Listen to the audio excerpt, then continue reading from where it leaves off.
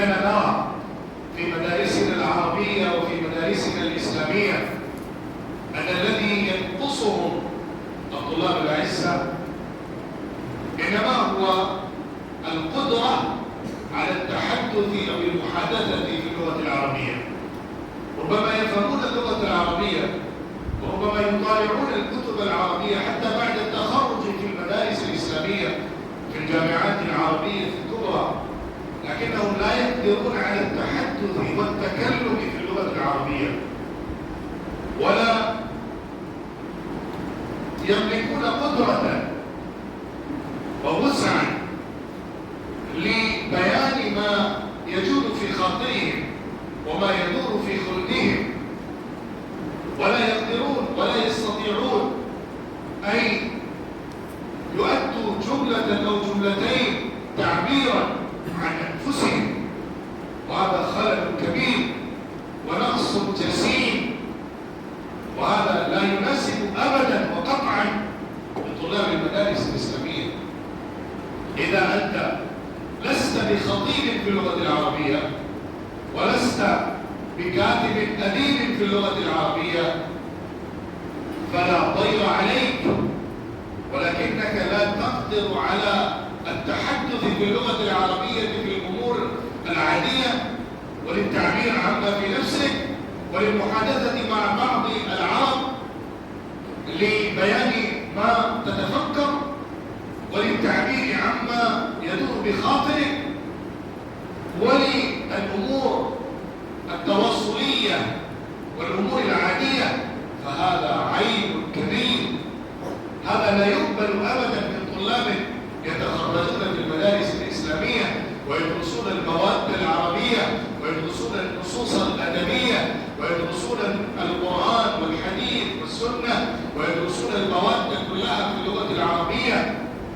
أيها الطلاب الأعزاء، اجتهدوا في اللغة العربية، تعلموا اللغة العربية لكي تكتبوا فيها ولكي تتكلموا فيها وتخطبوا فيها.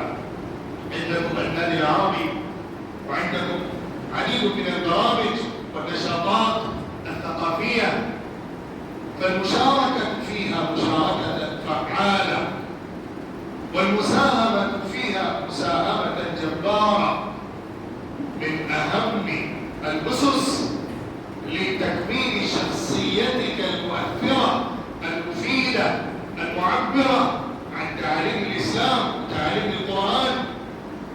أيها الطلاب، لا يليق بطلاب المدارس الإسلامية أن يفهموا الإسلام ولا يستطيعون أن يفهموا الإسلام. افهموا الإسلام وفهموا الإسلام، ادرسوا العلم ودرسوا العلم. الطالب لا يكون طالبا متخرجا إلا إذا كان أصبح معلما. يقول النبي صلى الله عليه وسلم عن نفسه بعدما تلقى من ربه التنزيل الحكيم: بعثت معلما. ما ألقي إلي من الله سبحانه وتعالى أنا مبلغ رسالة الله عن الله، أنا مؤدب حق الله إلى عباد الله، أنا معبر عن الله ما يلقي الله وما ينزل الله عليه.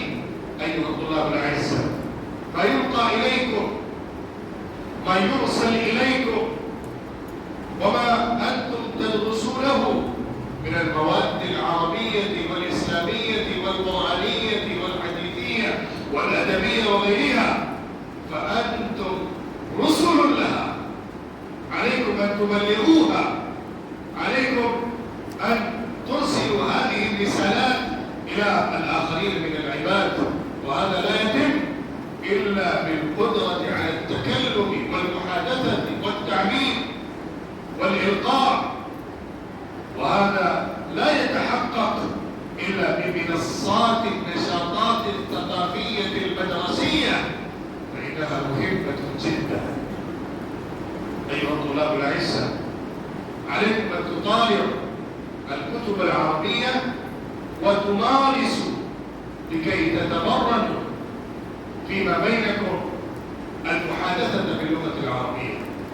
كونوا مجموعات صغيرة بينكم، وجعلوا أصدقاءكم يتكلمون ويتحدثون أو يتحادثون فيما بينهم باللغة العربية، جملة جملة، كلمة كلمة. ابدأوا بالمفردات، استمعوا في مكان بعد العصر، واجلسوا أو قوموا وابدأوا الحديث عن الأشياء التي ترونها في اللغة العربية، لا جملة جملة، بل مفردا مفردا. هذا كتاب، هذا مكتب، أو اتركوا هذا، قولوا مكتب، سماء، أرض، نجم. هذه الألفاظ تتعلمونها في الكتب الأولية، تتعلمونها في دروس اللغة العربية. فإذا بدأتم أن تتحدثوا في اللغة العربية هذه المفردات حتى تنتقلوا إلى الجمل، ثم انتقلوا إلى الحوار، لتتمكنون من الكلام في اللغة العربية بطلاقة وبفصاحة وببلاغة. لا أريد أن أطيل عليكم أيها الطلاب الأعزاء، بل أحرضكم وأحفزكم وأنشطكم إلى التداول فيما بينكم باللغة العربية، وتناول هذه اللغة فيما بينكم تكلما ومحادثة وحوارا وكتابة على حسب وسعكم وقدرتكم.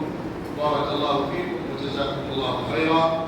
أشكر القائمين على هذه المدرسة، وعلى رأسهم الأستاذ الفاضل مدير هذه المدرسة الأستاذ الناظر الندوي، وجميع الأساتذة، وأخي العزيز أبي الحسيني، وجميع الأساتذة المباركين المحترمين، أي أنه قدموا لي هذه المنصة ويجعلوا لي هذه الفرصة لكي أشارككم ببعض الكلام وببعض المشاعر وببعض المشورة، وما أستطيع أن أقول لكم من تجربتي التعليمية والتعلمية والدراسية.